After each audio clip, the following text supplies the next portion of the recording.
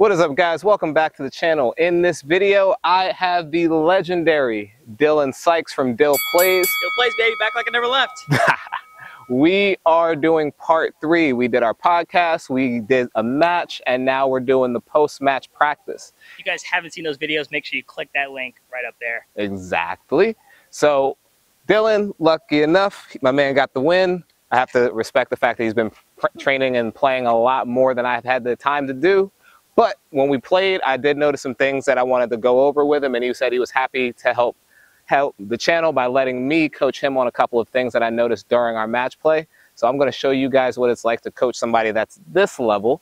And even though we're on court and we're playing, my eyes are always tuned to like what somebody's doing well, what they can improve, how they're beating me, because that's what you're going to need to do when you're playing your own matches. So since I noticed those things with him, he was happy enough to let me try and help him out so that he doesn't lose to other people and he keeps beating people like me. You ready? Let's do it. All right. So when me and Dillon were playing the first set, which he won 6-2, the one thing I noticed, even though he was like really ahead in the games, was the fact that I was never really sure how the pressure was coming about. Like I've watched tons of videos of him playing, and I know he's like a grinder type of player. But when we were actually in the point play, I was never quite sure where the attack was going to come from or where the pressure was going to come from. So the first thing I kind of wanted to talk to Dillon about was like, what's his player identity in terms of not just like how he wants to play on the court, but how he wants to win. Like he told me he's like in great shape. He's got a fitness coach. He's on the court. He's happy when it's like 95 degrees like it is right now. We were baking on the court with like a court temperature of 105. But the one thing that I didn't really feel was like, I have to make sure I avoid this shot. I can't let him have this ball. Aside from obviously the short mid-court ball, which you don't want to give anybody, I never really knew where the pressure was going to come from. So the first thing we're going to do is we're going to hit, and I'm just going to have him basically call out red, yellow, green. Which ball he's like super confident that he could put the pressure on, and which balls he's like neutral, or which ones he feels defensive.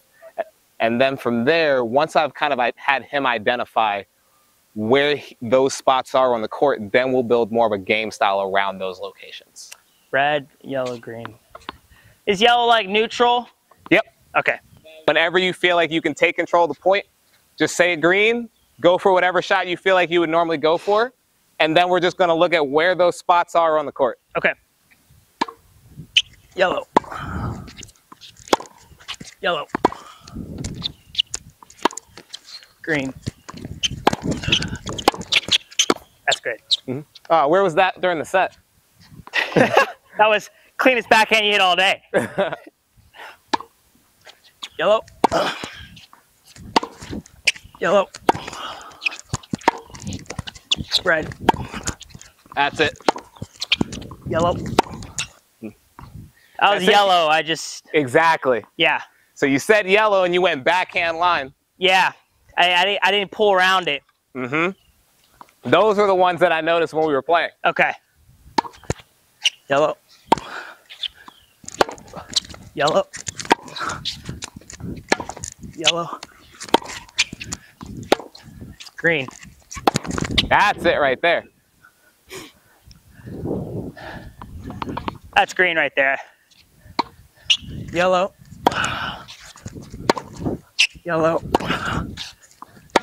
Yellow. Green. I said green. That's not a green. Uh-huh. Green's 2 steps in. Yep. So that same shot from 2 different locations, one you made and one you missed. Right. So I'm feeling like most of your green is on the ad side. Yep.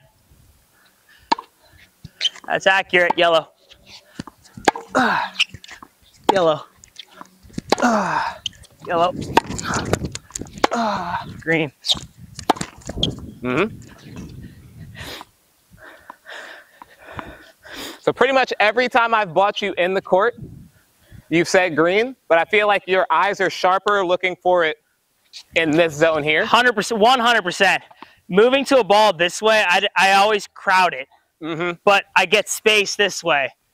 And when we played our set, I also noticed when you went that way, I had more trouble reading which direction you were going to go.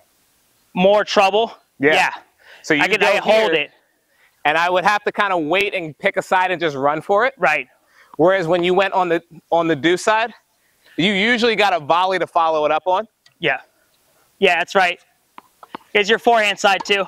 Sure. Yellow. Green. Height over the net. That's green, just poorly executed. Yeah. No disagreement on the green. I like that. Yeah, yeah. Red. Yellow. Yellow. Yellow. Green. I say green. I think it's green, but I gotta see it. I gotta see it faster and get up there. So the shot that I had spoke about, which I feel like you're super confident on, is most green shots came from this side. Yep. Again, obviously, if you get a ball super inside the court, you know that you're supposed to attack it. But I feel like your eyes were way wider when you were in this area. You were quick to recognize it, and you were really sharp on positioning. So what we're going to do is one of my favorite exercises to make you confident in just dictating from that side. Right. This is super simple. You're actually going to do this in the yellow the whole time. Okay. To keep yourself in like a relaxed state. Okay. You're going to go 2 to the ad side, 1 to the deuce side. 2 to the ad side, 1 to the deuce side. Okay. So I'm going to have to move and stay neutral. My goal is to get the ball to your backhand side. Okay. Your goal is to try to dictate with the forehand. Okay. But if you have to hit a backhand, just hit a solid backhand. Okay. Got me? Now, you are allowed to say green if you put 1 foot in the blue. But any ball where you're in the actual green, you got to say yellow and just stay in control of the point. That makes sense. Got that? Yeah. Okay. All right. Yellow.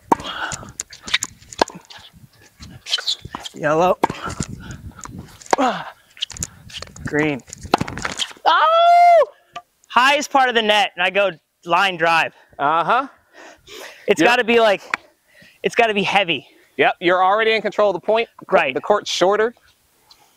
So when you go for that ball, obviously you said most of the important stuff, but when you go for that ball, if it's high enough, flatten it out. Okay.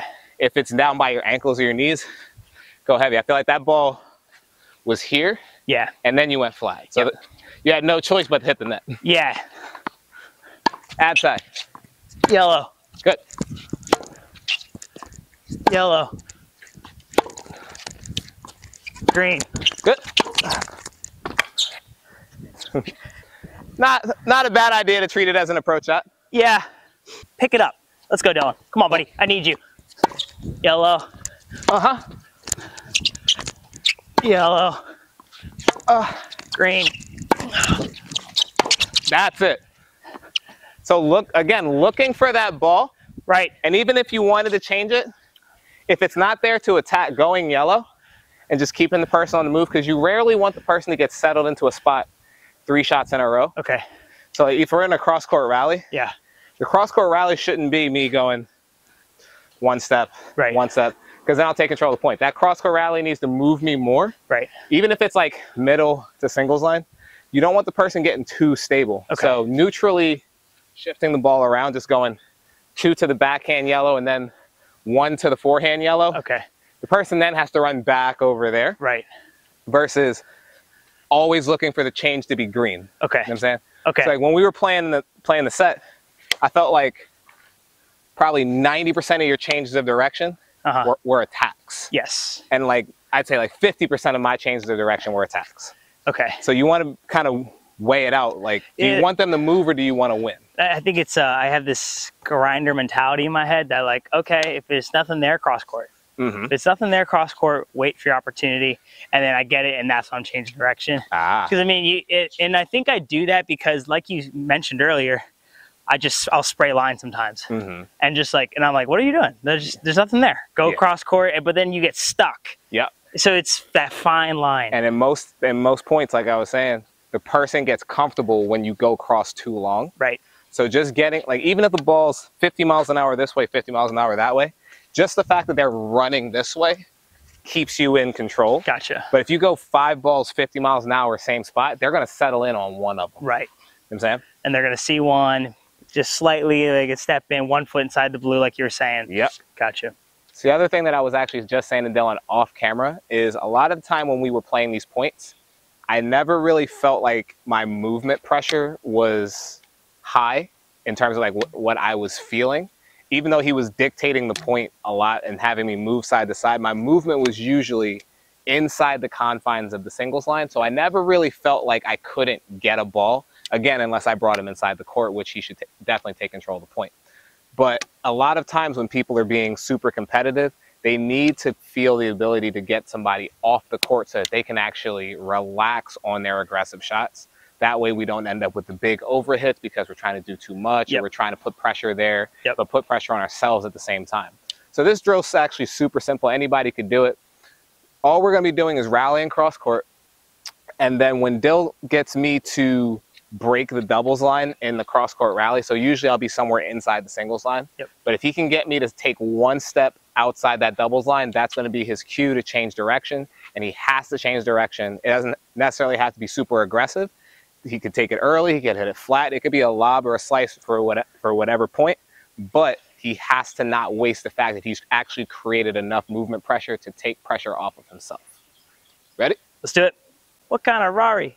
458. Ready? All of them niggas, they fake. All right, here we go. So we're just in that cross court rally. And this is about where I usually found myself. A good ball.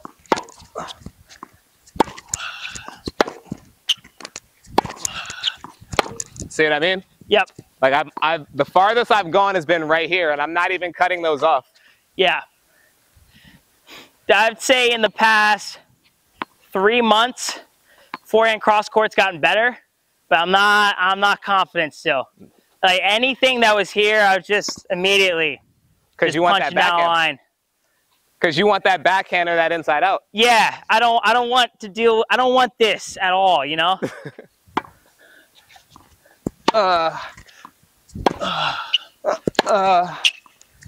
There you go.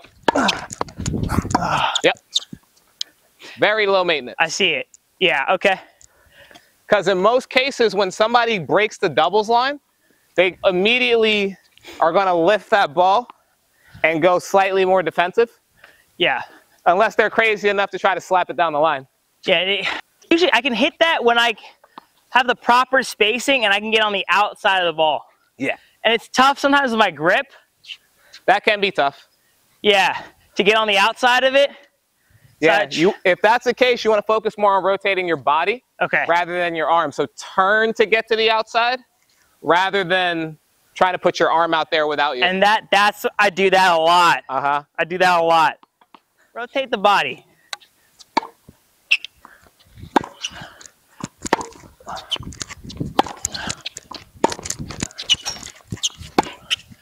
All right. We're going to send that. That's it, though. Yeah, yeah. It's like, I gotta have to think about that forehand like a approach shot forehand, where like you're not getting the same length, but you're really trying to get it to come down quicker. Yeah. Because you're going for a shorter part of the court.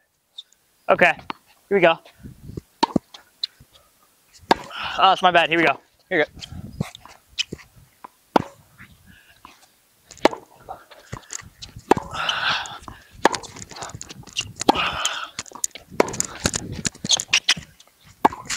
Yep. Did I make it? Yeah, you made it. Oh, hell yeah. You did too.